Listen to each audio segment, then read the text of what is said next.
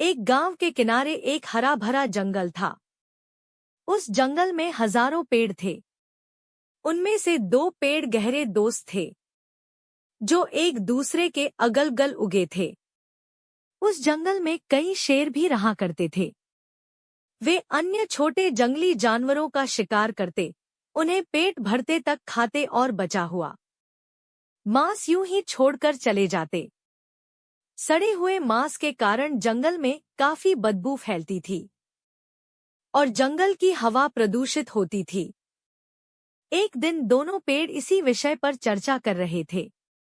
एक पेड़ बोला, इन शेरों के कारण पूरे जंगल की हवा प्रदूषित हो गई है। यहाँ हर समय कितनी बदबू फैली रहती है। इन शेरों को तो खदेड़कर जंगल से बाहर कर देना चाहिए। दूसरे पेड़ ने हाँ में हाँ मिलाते हुए कहा, बिल्कुल सही कहा दोस्त। हम सब इन शेरों से परेशान हैं। इन्हें भगाने के लिए हमें कुछ करना चाहिए। दोनों पेड़ों की बातें एक बूढ़ा और बुद्धिमान पेड़ सुन रहा था। वह कहने लगा, तुम दोनों की बातें मूर्खतापूर्ण है। ये तो सोचो कि इन शेरों के कारण हम सुरक्षित हैं। इनके डर से कोई लकड़हारा इस जंगल में लकड़ियां काटने नहीं आता। शेर चले गए तो हम भी कुछ दिनों के मेहमान होंगे। बूढ़े पेड़ की सलाह पर दोनों पेड़ों ने कोई ध्यान नहीं दिया। वे बस किसी तरह शेरों को जंगल से भागना चाहते थे। उन्होंने सोचा कि क्यों न किसी तरह शेरों को डराया जाए ताकि वे जंगल छोड़कर भाग जाएं। उसके बाद आपस में सलाह करके दोनों तेज आवाज के साथ अपने स्थान में हिलने लगे। उन्हें हवा का भी साथ मिला। उनकी शाखाएं जोर जोर से हिल रही थी। जंगल के जानवरों ने जब ये देखा तो डर गए।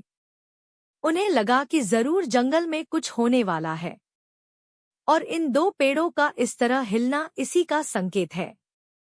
वे सब जंगल छोड़कर जाने लगे। शेरों ने भी जंगल छोड़ दिया। ये देखकर दोनों पेड़ बहुत खुश हुए और कहने लगे कि अब जंगल में शुद्ध हवा बहेगी और हम शुद्ध वातावरण में रहेंगे। बुद्धिमान बूढ़े पेड़ ने लगा, अब हम सबका अंत आने वाला है।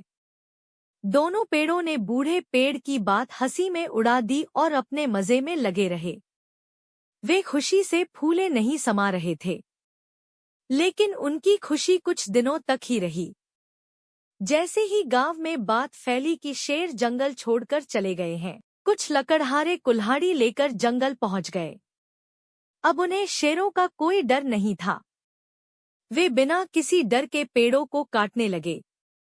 ये देख दोनों पेड़ बहुत डर गए और सोचने लगे कि उन्हें बूढ़े पेड़ की बात मान लेनी चाहिए थी, मगर अब वे कुछ नहीं कर सकते थे।